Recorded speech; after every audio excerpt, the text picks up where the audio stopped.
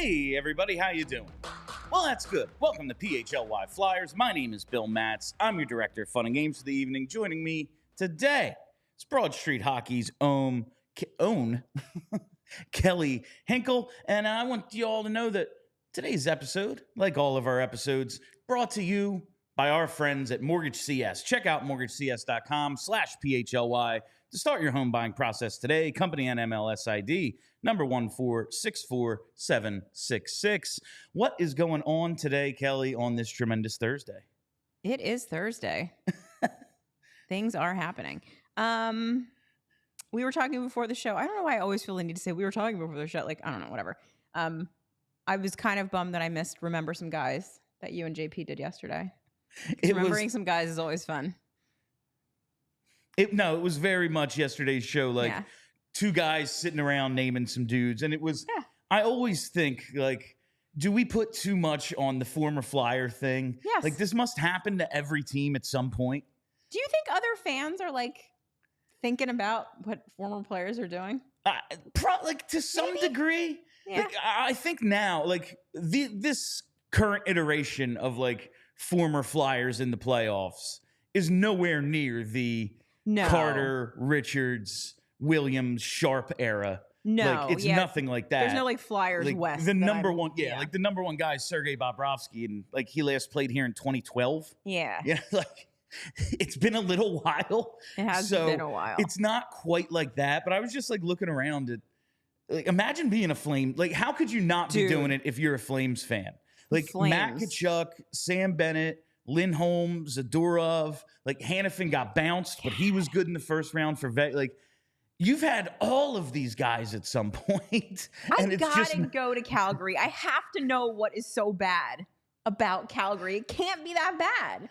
I would think, like, for a lot of these guys, I feel like Calgary is, in my head, it's just the Stampede there year round. Yeah. Like, if you, like, they'd all love to live in Nashville, right? And that's what I picture Calgary being, snowy Nashville. Right. Like, how bad could it possibly be? I don't get it.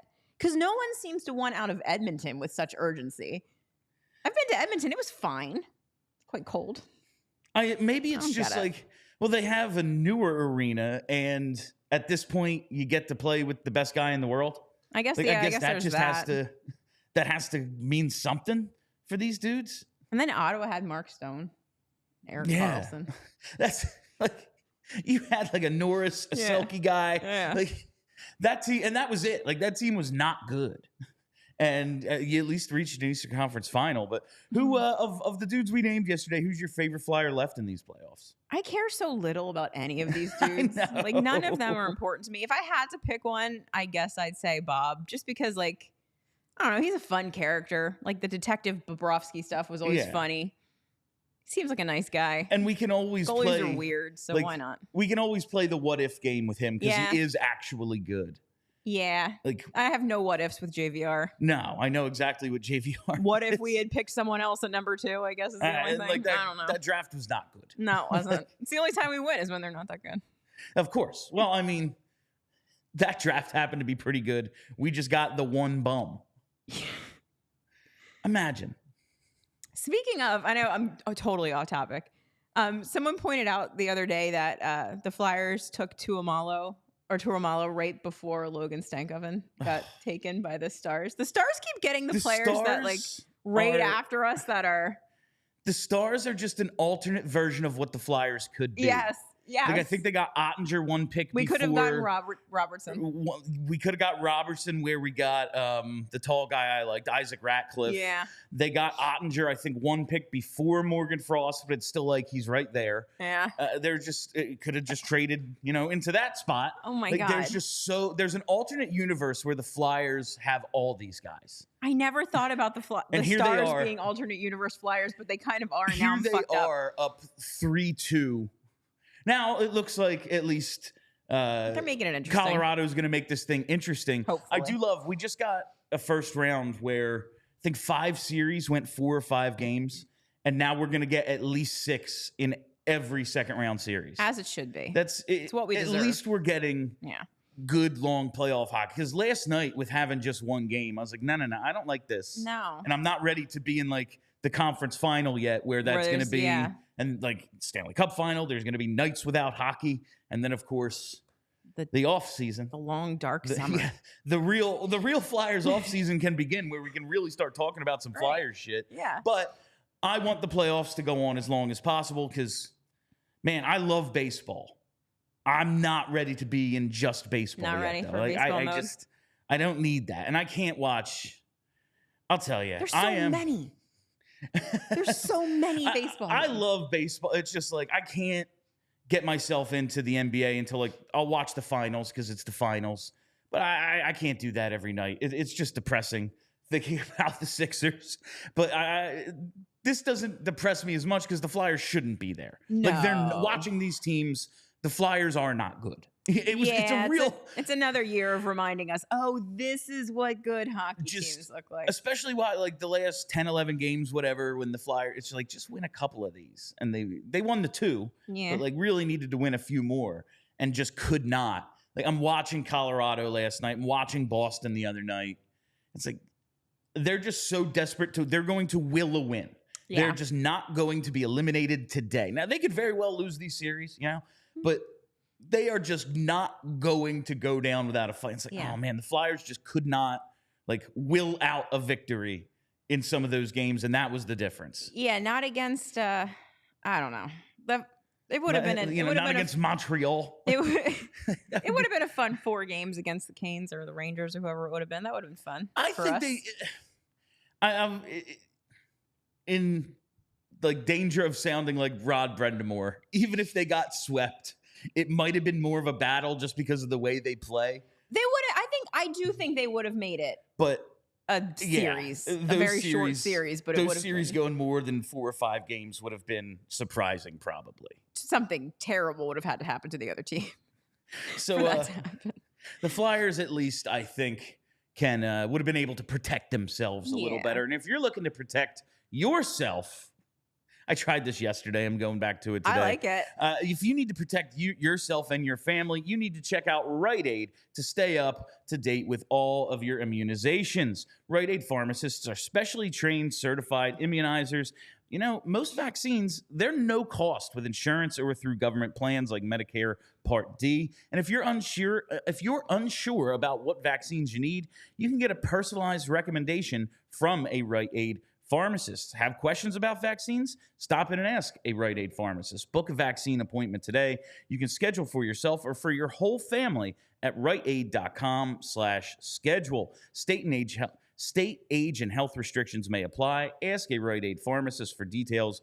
Rite Aid pharmacists in Pennsylvania can immunize ages 18 plus 1 day for most vaccines and ages 3 plus for flu and COVID. Rite Aid pharmacists can vaccinate for COVID, shingles, pneumonia, tetanus, whooping cough, chickenpox, and more. Check out vaccine centers at Rite Aid. Select Rite Aid stores have a dedicated pharmacist ready to administer vaccines and answer all your questions. Have questions on what immunizations you need? Not sure if you're up to date? Feeling nervous to ask questions? A Rite Aid pharmacist will take the time to make personalized recommendations based on your health history and discuss any concerns. No questions are too small. Just walk in or schedule an appointment Monday to Friday, 10 a.m. to 6 p.m. State, age, and health restrictions may apply. Ask a Rite Aid pharmacist for details.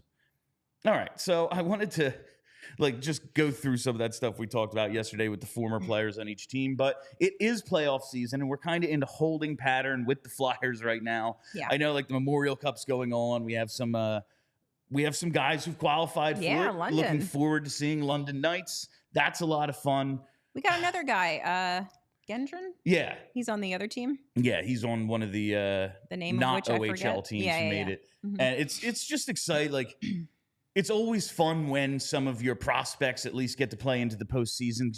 Okay, maybe we got some of those postseason guys. Learning how to win. It's Mike better. Richards. Like Mike Richards and Jeff Carter, man. Exactly. They won a lot, and they ended up winning some cups, too. Exactly. Maybe Denver Barkey, all right, what is he? He's a middle 6 forward, but he's going to be one of those dudes in the playoffs for you.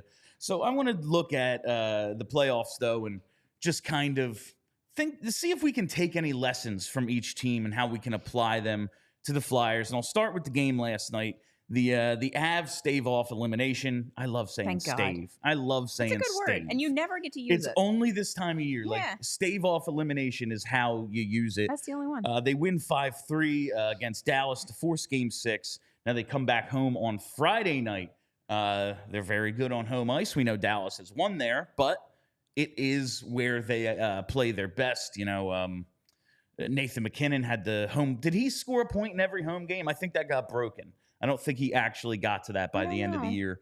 But like they just absolutely dominate for the most part at home. So good. Something we did talk about yesterday. I don't know if we brought this up.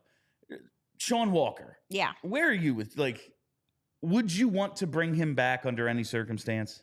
So here's the thing. I totally would sign him to a 3-year contract for a reasonable amount of money. The team was just so demonstrably better with his particular skill set on it. So even if the Flyers aren't going to be good, which I feel is debatable, like you've said 100 times, if they're not total trash, it's easier to see what the other people are. That said, I don't know why Sean Walker would want to take a short deal for a reasonable amount of money. This is the one and only opportunity this dude has to get paid. And he would be absolutely crazy not to go to whoever is giving him the biggest bag. That's where he's got to go. No, it's not going to be us. He needs 5-6+ years. Yeah. He needs $5 million maybe. Exactly. He needs, maybe it's 4. I don't really know what he's going to be worth on the open market. I do know it's in all likelihood more than I'm willing to give him. Oh, for sure. And definitely more years. Yeah. 5 or 6 years is what he needs to be. He's 30. This is it. Like you said. This is his contract. Yeah. This is the I'm going to be a millionaire contract. This is it. Yeah. You got to get it right now, dude. And he had a monster year and he deserves to get whatever he's going to get on the market. So go get it. But it's not going to be here. I think looking at this series first, these are the two teams it might be hardest to take any lessons from. I know, because the lesson is just have good players. Awesome players. Have good players. But I do look at Dallas man, the draft matters. Just draft right. And not even necessarily high picks. No, they get guys in the middle of the first. You know, they get guys in the second round. Maybe it's that you need to hit some of those second mid-round picks. You just need to find a few of those guys because they're always going to be cheaper for you. And you, in this league, you might need to go out and buy some guys. To be able to do that, you need dudes vastly outperforming their contracts. Yes. And that's what they have right now. It's the Stars are so freaking good. It's crazy. Watching this series, is this kind of the Cup? This is one of those series where it's man, it really sucks that only one of these teams is going to get through. Yeah. This should be a conference final. These are the two best teams in the Western Conference. I don't want to say it's like Detroit, Colorado back in the day. It kind of is. It kind of is. It kind of those teams are just so highly thought. But you look at these rosters and it's why isn't it like that? In 20 years. 20 years from now, we'll look at these teams and be like, fuck, they were stacked. Yes. And it does kind of feel that way that these two teams, in all likelihood, are going to produce not just a Western Conference champ, but a Stanley Cup champ. It's hard to think of. It's hard to think that another team remaining could beat them. I know the Canucks have been having a very good playoffs, but I don't see them beating either one of these teams. Edmonton, I don't think could beat either one of these teams. And then what you have left in the East. I mean, maybe the Rangers, if their goaltending gets super duper hot, which it definitely could. It's always a possible. When you have you never know. When you have one of the best goalies, yeah. Very much on, it's not one of those, well, we're crossing our fingers on Robert Esch. Who could always also get hot. But it's very much on the table. It's built to happen for them. Yeah. We can win if he's amazing. It would be very shocking to me if one of these two teams doesn't win the Cup. I will say, while it does feel like a conference final, this is kind of the Cup right here, seeing them earlier play each other, you do kind of get the better version of the teams. They're not as hurt. We know how banged up these, you're dead by the time you get to the final. Yeah. You know? Yeah. Even the Western Conference final, you're killing each other. At least now it's some semblance of health for these two teams. That's true. That's a good point. I mean, the games have been awesome. Just so good. Some of the best hockey I've seen in years. It's just like makes me sad about the Flyers to think about it too much. But yeah, they're just Nathan MacKinnon is just. Oh my God. I'm obsessed with him. And like, imagine having him and Cale Makar. Make a case for you have the best guy at his position in two different positions. Yeah. Like, yes, Connor McDavid's right there. He's probably number one, but like, guess who's going to win the MVP this year? It's not Connor McDavid. It's going to be Nathan MacKinnon. If you gave me a choice between taking Nathan MacKinnon right now or taking Connor McDavid right now, I would take MacKinnon. Really? Yeah, I would. I think that like all around, I feel like he's better all around, and also he's an absolute psychopath in a way that a lot of players aren't. And I feel like that's kind of like an intangible that you can't get everywhere. Like Nathan MacKinnon, I feel like he has that Claude Giroux where like losing is like physically painful to him. Like he can't fucking take it. I think McDavid has the psycho, more just like Crosby. Yeah. Where he's like, maybe it's more internalized, but it's like, I'm the best. Why isn't everyone else? Yeah. I feel like it's different. Like MacKinnon is, telling people in the locker room, stop eating fucking sugar or you're off the team. Yeah, right. But he's a psychopath. But like, I feel like, I don't know. I feel like he's the closest thing to Lindros we've had in a long time. Very similar. Yeah. Just in terms of the gets puck in own zone and there will be no stopping him. Yeah. I saw him barreling up, and he goes a little to the outside, and I could not believe, I can't remember what Dallas defenseman it was, but like made a nice play to poke the puck away from him as he's just barreling. I was like, holy shit. Thank God he made it, because like you were getting burned, dude. Right. But he made the defensive play, and I was like, honestly, I expected him to get around the corner and score a highlight reel goal. I'm kind of shocked that you just made a defensive play, and that was kind of the Lindros feeling. Like when he stepped on the ice, it was like, there's going to be about 3 scoring chances, and I bet one's good. Like it was just that sort of feeling with him, and I do get that comparison. Yeah. But McDavid is just also unstoppable. He is in a different way. The things that he can do with the puck are just like at the speed, and it's not as at if the speed, right? Like, are you human? Unclear. Like when McDavid barrels, like just flies by someone, it almost looks effortless. Like the way we talk, like, oh, Jeff Carter's not trying. It's like, no, he's just faster than that guy. Right. So it looks like he's not trying. Yeah. And MacKinnon, it's violent. Like, you can see. That's like, a good way. The ice is breaking under him like a fucking cartoon. Right. Like, right. Like, it's just a little different. But I don't. Yeah, maybe that's what it is. If you had the number 1 pick in a fantasy, like redrafting the whole league, you would go MacKinnon 1. I think I would. I'm so partial to defensemen. I might make the case for McDavid and be like, yeah, I'm taking Makar. Like, I'm just so partial to defensemen because dudes like that are so hard to come by. I know. Like the Selk or the what the hell? Norris. Yeah. Like the Norris is going to be basically some group of the same 5 guys for the next 10 years. Oh, for sure. Like there's going to be dudes who have the crazy year and they find their way in, but it's like going to be Makar, Heiskanen, Hughes, like those 3, Adam Fox, and then, dude having amazing year out of nowhere. Random guy. Yeah. Like who Josh Morrissey last year. Like, and he's kind of in the conversation. Like it's going to be those dudes for the next 10 years. They're so hard to come by. Maybe that's what it is. Like, I liked Mike Richards because it always looked like he was trying. And Nathan MacKinnon always looks like he's trying. Whereas McDavid can just turn it on like that. And it doesn't appear to require any effort from him because he's just so good. And you can always do well, McKinnon's 1.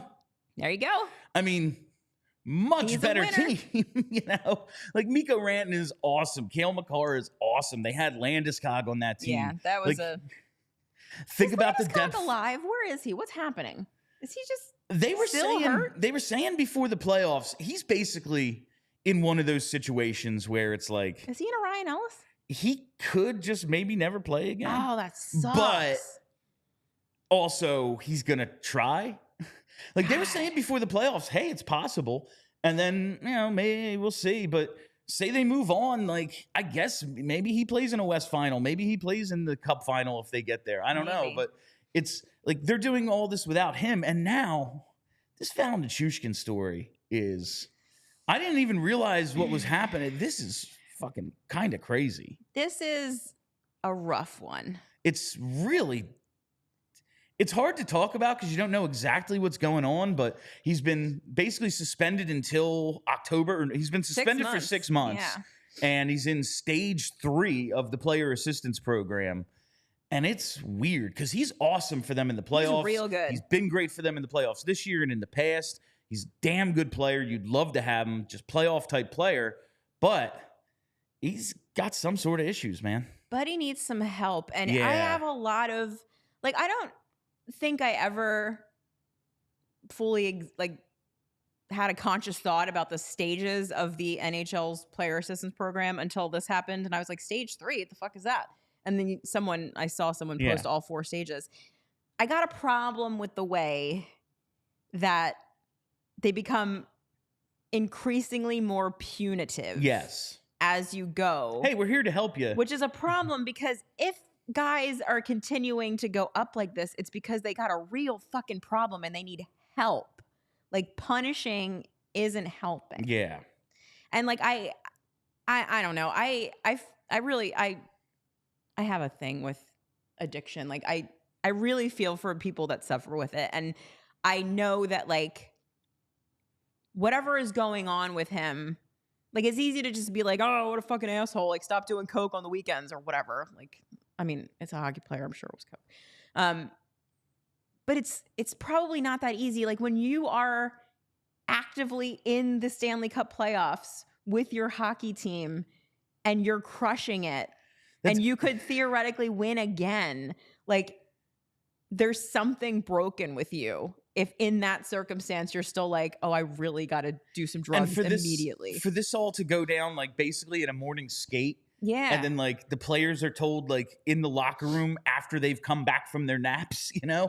Like, something happened. This isn't just, like, so it's apparently just he weird. failed a drug test. Like, he had a situation before where he did. Yes. He was. Because he went away earlier this season. Yeah. He went into the program. And he disappeared in last year's playoffs for personal reasons. Right. And clearly this is all related to the same thing. And it's just like, I wish the NHL did a little bit more helping these guys. Like, I'm not sure what they do, but, like, you could probably get a guy like Dan Carcillo involved in the player assistance program, or even like Riley Cote, like guys who have been through some shit and have come out on the other side and understand what it's like to be a hockey player and in this pressure and whatever. Like, I hope that they are actually really trying to help these guys. And this isn't just like a going through the motions thing that the league does so that eventually they can just terminate a contract. That's what, like, everyone's story is different. There are people who say there are players who say the player assistance program has really helped them. Yeah. Also, I think it was on our What Chaos show. I think it was the ALLCITY national show. I cannot remember the goalie that they were interviewing, but it's a guy who just had like a long hit, finally got to the league and like, but this long story. And he was like, don't go through the players assistance program because all it is like a gathering of evidence to one day terminate your contract. That's what I'm afraid of. The alumni, because that feels very NHL. And just how public the thing is. Like, I shouldn't know that he's in the players. I should think he has a broken foot. Yeah. Like, I just, the idea of going public with it is very weird to me. And like, I've heard guys at the Alumni Association say, oh yeah, we have, 50 former players in treatment right now. And guess what? You'll never know their names. Yeah. We will never tell you. If they want to come out afterwards and tell their story, that's great. We'll never know. And it's like, should I know he's in the... No. That seems kind of weird. No. Like, I shouldn't know that he failed a drug test. I shouldn't know any of this. I mean, like, the thing that happened with the police, like, obviously we're going to find out about that because that's like a criminal situation. Yeah. But yeah, like this, it shouldn't be public and it shouldn't be punitive. And and I'm sure that this has to do with this being a hard cap league, but like, the goal shouldn't, like, I feel like the goal in this situation is, all right, how do we get this fucked up guy off of our team? Like, he's taking cap space and he's ruining everything. It just kind of sucks that that's more of the motivation than anything, probably, for these teams, because, I mean, at the end of the day, it's a business. These guys have to field or ice a roster, and if this guy is eating up a whole bunch of cap space while he's figuring out his own mental health bullshit, like, it's not good for the team. No. So, like, you kind of understand why they're, like, trying to figure out how to get rid of him, but also it fucking sucks if that's what they're trying to do. And there should be increasing levels of help and not increasing levels of punishment. And I think so, like, you bring up the hard cap thing, and I do think so much of it is, like, they structured this salary cap and the way rosters are supposed to be built in such a way that punishes GMs. Yeah. That, like, they then, the organization, it's like, well, we're fucked unless we fuck someone else. Right. Like, if you draft what if you just didn't do this? Yeah. Like, what if, like, even just little things. Like, if you draft well, you don't get to keep everybody. Eventually, like, Dallas is not going to get to keep all these dudes that they've built. And that's kind of this, like, all right, well, we have to, instead of, like, there just being a commissioner's exempt list like there is in the NFL. It's like, hey, this dude needs treatment, so he's not going to count against your salary cap. Exactly. It's like, well, we have guaranteed contracts. There's nothing we can do. Sorry, we're going to terminate it because you have an addiction problem. Yeah. Like, who does this help? Nobody. Like, this seems counterproductive here. Yes. If I was like, and now I lose everything. Oh, I know. Is that going to make it better? That's going to make me want to seek help. Exactly. You're going to take everything away from me if I admit I have this problem.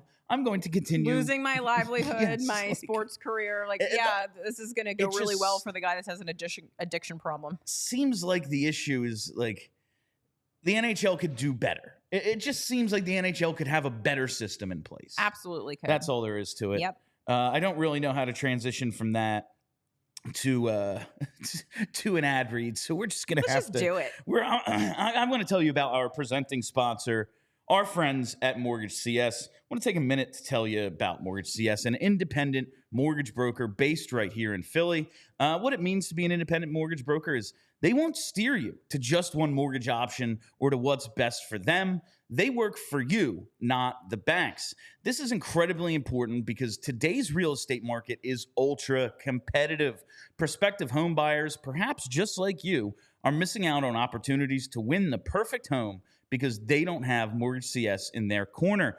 The mortgage company you choose matters more than ever. Even if you're already in the market, you can still explore your options with Mortgage CS. And if you do, you may be shocked at how much money you can save. Ben and Alec at Mortgage CS will ensure you have a rock-solid pre-approval, and they'll take the time to explore anything you want. That's why Mortgage CS is the mortgage concierge service. The real estate market is competitive, so you can rely on Mortgage CS to help you understand where you can be flexible in your offer to buy a home without taking on unnecessary risk. There's a reason people win more with Mortgage CS, so call or text Ben now at 267-391-7425 and see for yourself. You can also go to mortgagecs.com/PHLY to check them out or view their 370-plus perfect 5-star reviews by searching Mortgage CS right now. Go ahead, kids. Plug it in your Google machine. I don't make this up. All those 5-star reviews, you can read them. It's not that hard. This advertisement is not a commitment to lend or extend credit. Mortgage CS is an equal housing opportunity mortgage broker. All loans are subject to credit approval. Certain restrictions may apply. Company NMLS ID number 1464766. Visit mortgagecs.com for more information. All right, so that's the one series we've had to talk about. There's a lot going on in that one, and it's a lot. Probably the best series, but I got to say, Oilers Canucks, pretty damn good too. Last time we talked, I said I think the Oilers are cooked. Well, not quite yet. Don't you feel dumb, Thanks in large part to our old friend Cal Pickard. Cal Pickard. Do you know, I just had this in front of me. Cal Pickard's my favorite former Flyer that's still in the playoffs. It's really cool that he's getting this opportunity. Honestly, like, if you hear that an old-ass man goaltender is getting his first playoff start ever in his career, you're thinking that's going to go real bad. And it didn't. right now, I love that for him. Right now, that he's the only guy from the 2018-19 team starting in the playoffs, Cal Pickard. But of those 8 goalies, you have Pickard, obviously. Stoley is backing up in Florida. Cam Talbot out in the first round with the Kings. And you almost had a 4th, Alex Lyon, with Detroit. Just thinking of the 16 playoff teams, you could have had 4 backstopped by a dude who was part of our 8 goalie rotation in 20. So special. It's unfreaking believable what's going on there. And I guess what we can take away from them is well, have a good backup, I guess. But it's hard to take lessons, positive ones, away from the Oilers. Because it's, again, I don't know, have the best player in the world and then another top 5, top 10 guy. Yeah. But the negative lesson I think you can take away from them is no one's won with a guy taking up this much cap space. You know who isn't the problem? McDavid and Draisaitl. No. You know what is the problem? You're paying Darnell Nurse all that money. A lot of money. When he's that's where it kills you. Paying good players lots of money doesn't hurt you. No. Paying guys who don't show up or don't live up to their contracts is what kills you. And that's what's holding Edmonton back from having a deep enough team the way Colorado does. I think they split up that CC Nurse pair in the last game, which was probably the only choice that you have, so that at least you have one competent defenseman on the ice at all times. That's important. I guess that's a good thing, but I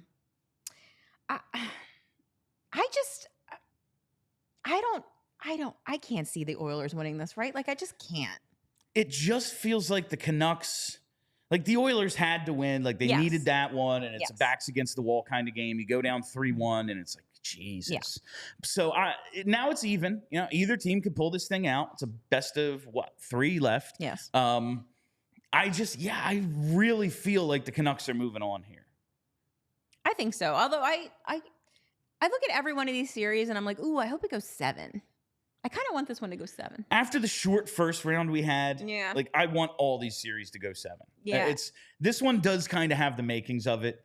I can see Dallas kind of just being nah, we're taking this thing back over. Now that, Colorado's shorthanded, how long can they get? Nichushkin is a huge part of what they do depth-wise. They pulled the one out without him after they got, steamrolled, because that game, it was just seemed like the team was, oh, fuck. Well, we lost one of our best guys.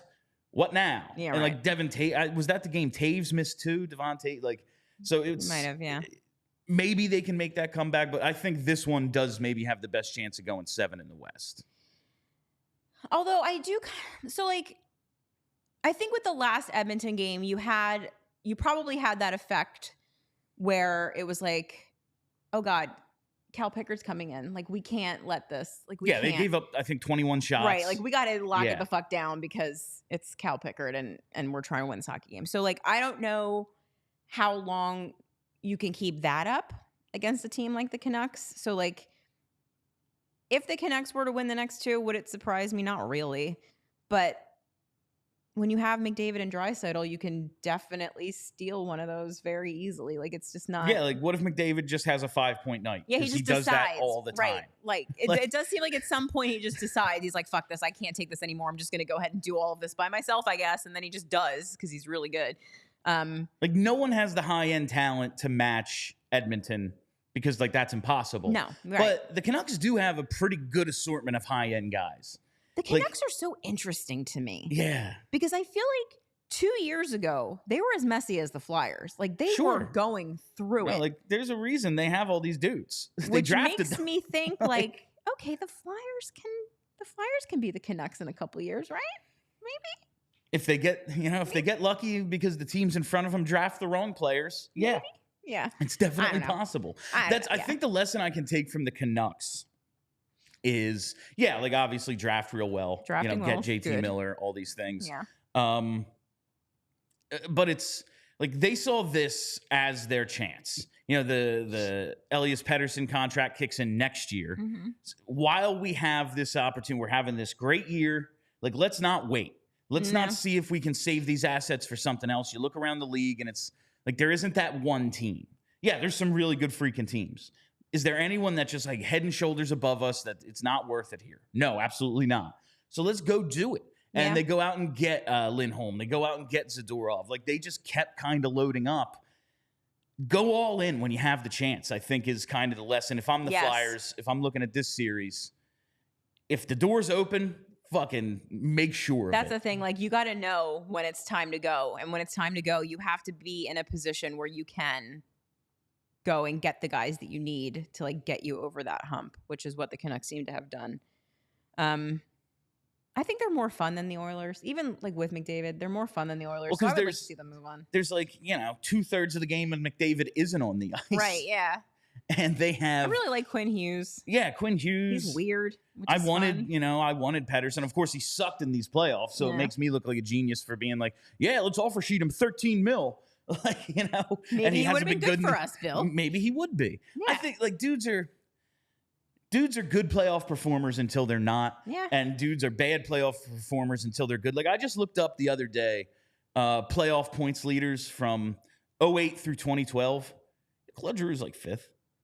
Like, he didn't even play in some of those. Yeah. Like, he wasn't on the team in 2008. And it was just, some guy. And then it went away. And it's like, was Giroux a good playoff performer? Not at the end. I feel like but in the beginning, he was excellent. 90% of Flyers fans would be like, no, he choked in the playoffs. Yeah, like, he wasn't, and he, like, wasn't good in the Cap series. He wasn't good enough in the 18 Penguin series. Like, all those things happened. And also, the first 4 playoffs of his career were very good. I feel like Charlie always says it's too small of a sample size for you to get anything meaningful from it. Like you said, they're good until they're not, and they're not until they are. And, like, knowing Claude Giroux, he was usually hurt at the end of the year. Exactly. Like, he's the only good player. Right. And in the playoffs, you're just allowed to hurt guys. Consistently dragging the entire team into the playoffs in the first place and then getting the shit kicked out of him for the entire first and second. But, like, there were years he just flat out needed to be a lot better. And he wasn't. Yeah, for sure. But there were also, like, he has a Stanley Cup overtime goal on his resume. Yeah. That's really fucking good. Like, you can't tell me a guy isn't clutch when he has one of those. Panthers, Bruins. I'm a little worried about this one. Really? I feel like the Panthers needed to just, like, cut their heads off. Like, because here's what I'm worried about. I think I read today that Marchand is skating with the team. So you get him back, and now it's like, oh. I can't believe they won without him. I was surprised that they did. But I feel like if any team is capable of coming back. Yes, there it is. It's the Bruins, because, like, they just don't, they know how to win. Like, I don't know how to explain it. Like, they just, when it comes down to it, they just do it. Yeah. And Montgomery's so good. That, like, extending the series was very much like, we're willing a victory here. Yes. And Swayman has been, for the most part, awesome. Yes, that he's been always very helps. good. Yes. Like, even if you have Bob on the other end, you still have the advantage in net. Right. He's been really good. And it's very funny to me that there's an opportunity here. Like, Florida was the underdog last year. Yeah. They erased the 3-1. It's crazy that the roles could be completely reversed this year. And honestly, I feel like if this series gets tied up, I could see the Bruins winning it. Like, if I were to put $5 on a betting application, I would put it on the Bruins to win Game 7. The Bruins being in the Eastern Conference Final, to me, this year of all the years, guarantees the winner of Dallas, Colorado winning the cup. In my 100%. mind, 100%. Like, that's what that guarantees. Yes, 100%. Because it's wild to me that the Bruins just keep doing stuff. They shouldn't be this good. They're not good. I don't know how the goaltending, it's obviously. The goaltending. Goaltending is always the great, like, equalizer in this sport. We talked about it every time. Like, it has such an outsized impact on the result of the game, no matter how good your skaters are. If the other goalie's just like, not today, that team's probably going to win. Exactly, yeah. But, God damn it. On paper, Florida is so much freaking better that it's not even close in my mind. I also thought that about Boston all season, and they were in the President's Trophy race. So, like, fuck do I know, I guess. Also, can we talk about how, like, I don't know if maybe I just, like, never noticed it before, but are coaches more fun these playoffs? Like, the Maurice Montgomery back and forth, like, the two of them are hilarious. Like, just doing nonsense on the bench. Maurice is an oppressor being like, I just thought they needed to hear more profanity and I'm fucking great at that. That's his, like, there's not many things I'm great at, but fuck me if I'm like, this dude's great. I didn't even know Paul Maurice had a personality. Apparently it's funny. Like, who knew? Maybe there's been a mandate from the league to just like be 10% more like the NBA. Could you be more fun, maybe? And they're all like, Montgomery doing that like diving thing on the bench was fucking hilarious. Like, there has been, I just think, more good coaching stuff this postseason than usual, and those two have been. Like, I just love Jim Montgomery. Oh, he's amazing. I love him. He was both of our choice that year. I loved talking yesterday about how I was like, I feel vindicated because Rick Tockett's great, and we were like, if I have to choose, it's going to be Tocchet or Lavi, or Tocchet or Torts. Torts, yeah. And I would prefer Tocchet, but like if I had my choice of everyone, it's Jim Montgomery. And now you look at Montgomery, and it's this dude's a ton of fun. And then you look out west, like Tocchet, like he's a great coach too. Yeah. Like, and the Flyers ended up with Torts, who I think is good, but I can't say I wouldn't prefer either of those guys. Nope. And a second would take both of them. That's you know what you should take. No, I like it. It was good. Go with it. Go with it.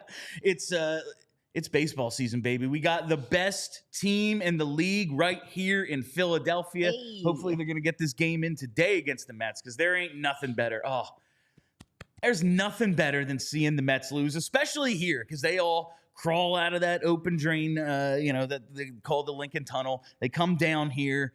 They come down to Philly, they buy up our seats, and then they leave disappointed. They can't believe what collapse their team had. It's the best thing to see live. If you want to see it live, you got to do it with the Game Time app, baby, because Game Time is the place for last-minute MLB ticket deals. With killer deals and last-minute tickets, you know about the all-in pricing, see what you're going to pay before you get to the end, and it's like, oh, this is $30 more than I expected. Cool. No, you get the all-in pricing. They show you right away. You get the view from your seat so you know where you'll be sitting, and the lowest price guarantee. Game Time takes the guesswork out of buying MLB tickets.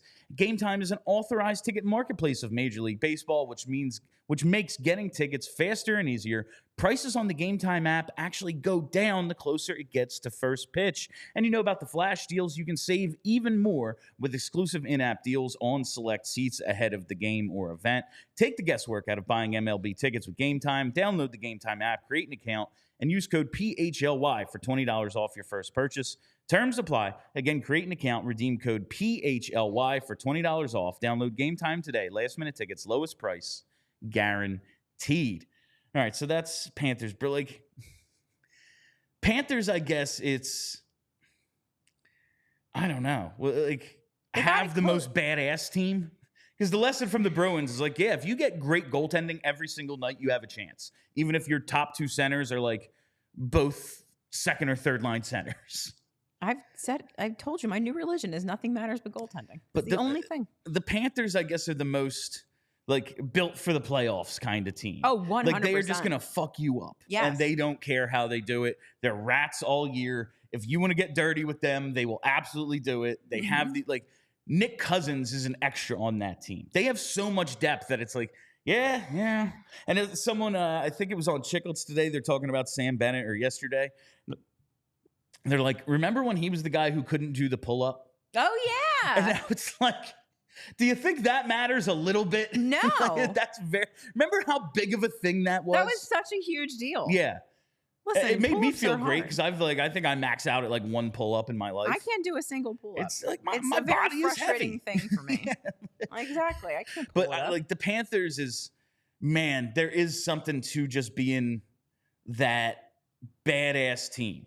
They need to close this thing out, though. They do. They can't let it get to 7. Letting this go 7 seems like do you think it does go 7? Yes. Really? I kind of think that Marchand's going to come back and it's going to be like a whole thing for them and like rally. And I will say obnoxiously good, which is just the worst thing about him. I will say when Bergeron came back last year, that's when it went under for them. That's like they true. were, and then kind of tanked. Ooh. So maybe they do seem like one of those internally motivated, like we are thinking about last year and very much motivated. Obviously, they want to go to the East Final. They want to win the Stanley Cup. Like that's the motivation. But it does feel like If we could flip the script on these assholes, it would be great. Yes. And I worry greatly that they can. I really do not need Boston winning anything. I don't want it to happen. I do not like them. I really dislike them. I don't like anyone on their team. No. Especially JVR. Yeah, fuck that guy. I love how he's such a non-entity.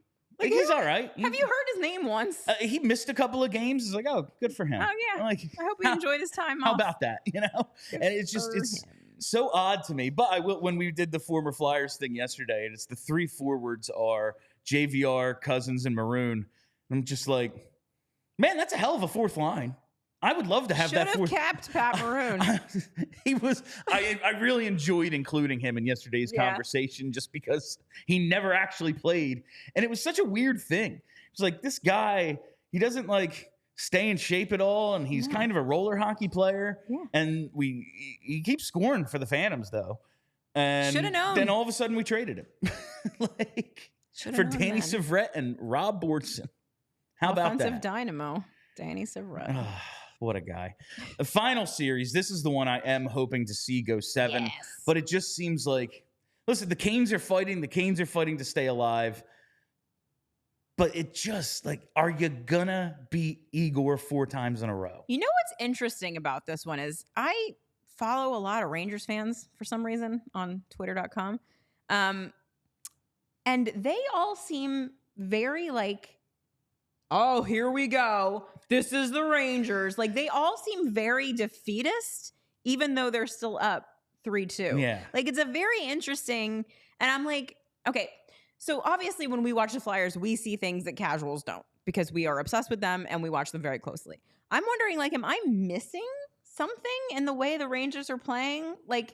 Obviously that last game could have gone better for them, but I didn't watch that game and think to myself, oh, wow, look at this cooked-ass Rangers team that's never going to win a game again. That just seems silly to me. And they just have such an advantage in net. Yes. They have a bunch of high-end talent. It's just I guess if you have to defeat, I do remember in 2008 in that first round against the Caps, Flyers are up 3-1 in the series, and they lose game 5. And I'm just talking to my buddy. I'm like, they have to close this out in 6. Yeah. Because we've already seen this before, but we have the scar of 2000 of actually blowing the 3-1 lead. And we know what happens if this gets to 7. Right. The Caps are winning. Of course, it goes to overtime. Flyers win. I was wrong. But I was I can see that. If we don't win game 6, I have so little confidence at that point in winning a game 7. But if you have the goalie, I just don't see what you have to be that nervous about.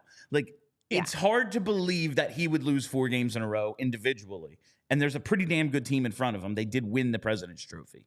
I think it's really easy, if you're the team that loses to get to a game 7 as a fan to be well, there's no fucking way they're going to win. So I think that's the logical place for you to be in that situation. I mean, I really like the Canes and I really want them to move on from this series. But watching these first 4 games, I don't know how you can think anything is going to happen but the Rangers winning. The Canes are just outmatched in so many ways, especially in net. And it's just I don't know if they can win 2 more in a row. The way that they need to dominate is the shooting from everywhere thing works a lot, but it might not work on the guy who gets better the more shots he sees. Right. It takes a lot to score on him. I just don't know if they can dominate that team that way to get it to work. It's all about so much volume for them that we will eventually just overwhelm you. And the Rangers don't seem capable of being overwhelmed for long enough for them to win 4 games in a row. And also when you have the kind of goaltending that Carolina has, at any point, you could have the puck for 80% of the game, but at any point the Rangers have enough offensive talent that they can just boop right down the ice and put one past whoever, Freddie Anderson or whatever. And then you're in a hole or your leads cut or whatever. I just feel it's so precarious. It's very much like, obviously the Flyers are not as good as the Canes, so don't everyone freak out. But it's very much how like the Flyers, in order to win most of their games, could not afford to make a single mistake. If they did not have their A game, there was very little chance of them winning. Yeah, and I feel like even if they did, it was like, okay, we have a chance. Right. That's where the Canes are, I think, in this series. Like, they have to play a 100% perfect game. Now it's going to have to be for 3 games in a row. And that just feels like a really hard thing to do. It seems like a steep mountain. I'm at the bar last night watching the Phils, watching some hockey. Ava's hosting Quizzo. So I'm like, oh, yeah, I'll get on your tab for this. That sounds like fun. And the bartender at PJ's in Haddon Township, great place. He's like, so, Bill, who do you have winning the cup? I'm like, man, I had the Canes, so that's not going so well. And the dude next to me is like, oh, they're coming back, man. They're coming back. Rod Brendamore's not worried about it. I was like, I bet he is. I bet he is. He is. Listen, they're doing what they can to stay alive, but I just do not see them. I mean, it's not a crazy. I do not see the team that was down 3-0 coming back. You know, like it rarely happens. Mike Richards isn't on the team, so it's probably not going to happen. I don't How see wild is it? It's happened 4 times, and he's on half of those teams. That motherfucker knows how to win, Bill.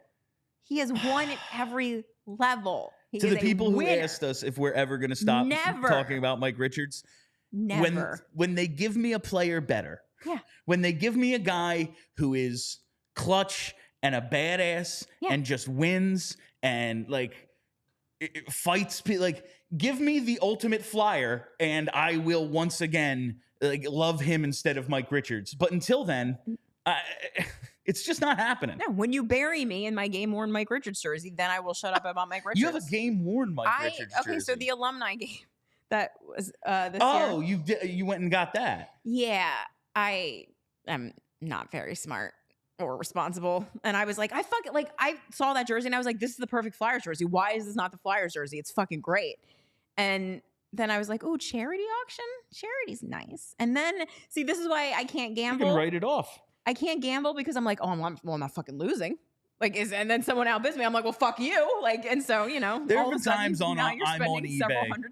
Yeah, there have been times I'm on eBay. I'm like, I don't even want this thing. Yeah, I just want to win. Yeah, you're not fucking. I don't even care about the item anymore. No, it's about beating this asshole. And I always think like, this is just the dude who owns it, knowing I'm going to do this. Probably. Yes. Yeah, but yeah, it's a collection of 3 South DVDs. I really needed those. Yes. You did. Do you remember the show 3 South? No. It was on MTV. It was like that and Clone High, and everybody remembers Clone High, and nobody remembers 3 South, and I think it was the funniest fucking show ever made. Well, now I need to look into it. Yeah. Before we get out of here, I got to tell you about an awesome event we have coming up right here in the PHLY family. Ooh. PHLY Phillies Tailgate. The first of the year is Saturday, May 18th. We have partnered with the best. It's Cavs Catering for delicious all-you-can-eat buffet. It's going to include some pasta, some seafood, filet mignon sandwiches. We're going all out for this thing. It's going to be a great time. Plus, some really, really cold beverages. You know what we mean by that. Plus, Olipop will also be joining us to serve up some delicious new flavors and some mixed drinks with their best sellers. I'm really hoping we can get the name Chaos Agent to catch on with Olipop. Somebody, like the first person who replied to Twitter when I said, what should I name this? My strawberry vanilla with tequila said Chaos Agent. I was like, that's good. It's done. That's the name. I'm hoping Blackburn, get him on board. It ties right in. There you go. Yeah. So I'm hoping that sticks with Olipop will also be joining us. They're going to serve up some new flavors and mixed drinks. We'll be in the Jetro lot from 2:30 until game time, 2:30 p.m. until game time on Saturday, May 18th. Head to allphly.com to get your tickets now. Again, allphly.com to secure your spot with game tickets and all-inclusive tailgate ticket for 5/18 against the Nationals. Oh, and you're going to go see a win too? Like, perfect day. Perfect day. We love the Phillies. Is there anything we can take from the Rangers and Canes? Like, I think the Rangers thing to me is they thought they were rebuilding, but then an opportunity showed itself. Now, it's also like part of that opportunity is Adam Fox going, yeah, I'm only playing for the Rangers, so trade me there. Yeah. But like, you're in this rebuild. You have Kakko, you have Lafreniere. Okay. Oh no, Artemi Panarin wants to come here. We have this goalie. We're fucking in it now. Like, it's time to go. And I hope the Flyers have that sort of realization at some point, much like the Canucks. Like, go all in when it's time to go all in.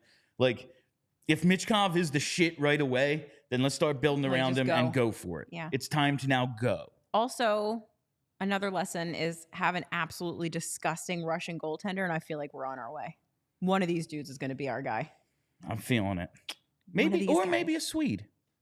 What if it's Ersson? Maybe it is. It's probably not Ersson. It might not But that's what this season's for. We're going to find out. We're going to find out. One of these dudes is going to be good. Yeah. Like, whether it's Ersson, maybe Fedotov even. It could be Kolosov. It could be Zavragin. One of these dudes has to be great. We're getting a sick Russian goaltender if it's the last thing I do. Playing the odds here, one of these dudes has to turn out, right? Exactly. Much like the that whole crop of defensemen we drafted from 2012 to 2015. Why would you say that? One of those guys is going to be a number one, right?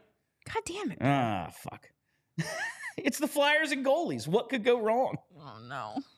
I think the Canes lesson is just don't be stuck in your, like, I know you have this philosophy of doing things a certain way, but even what I saw from them this year where it was like, yeah, we don't really do rentals. Yeah, but we can never score in the playoffs. Let's go get Jake Gensel. Yeah. Like, sometimes you have to bend your philosophy if you want to take the next step. Also, on like a macro level, they have a very good habit of not getting themselves caught up in keeping guys that they have sunk cost in, like a Travis Konechny. Like, you don't have to keep every dude. Yeah. That's one of your guys. Like, and the Canes have been very good about like knowing when it's a good time to move on from somebody so that you can get somebody better. Even if it's to ultimately bring them back. Like, oh, Tony DeAngelo, we really liked you this year. I won $5 million. Oh, we didn't like you $5 million worth. No, I am so fascinated by that move. And like, I respect Eric Tulsky too much to DM him and ask him why he did that. But I really want to know like, he's why also he did their that. 7. Like, I know, but he's only in these playoffs because Brett Pesce isn't. Yeah. Like, and he's been fine. Like, he's like a -1 or something. I guess. Like, he's not very good. But as a dude to play a certain amount of time and play a certain role, he's fine. You just have to have a good team in front of him. Yeah. The Flyers are like, oh yeah, we're gonna play you 25 minutes with Ivan Provorov. Well, that's fucking stupid. He's not that good. We're going to make you the worst version of Ghost because we didn't want that guy. Yeah. So we need worse version. They're basically the same player, except Tony will punch you. So they thought like, oh, well, he's a number one. Right. It's like, well, one of them sucks. Yeah. One of them doesn't. One we have to give away for nothing. The other we're going to hand $10 million to. Okay. Guess who had a better year? Chuck Fletcher. All right. How do we get Chuck Fletcher on the show? I want to ask him the lesson things. I'm taking from the Canes is fucking Chuck Fletcher. Yeah. He has nothing to do with them. I'm just frustrated again about that ridiculous nonsense that went on. So frustrating.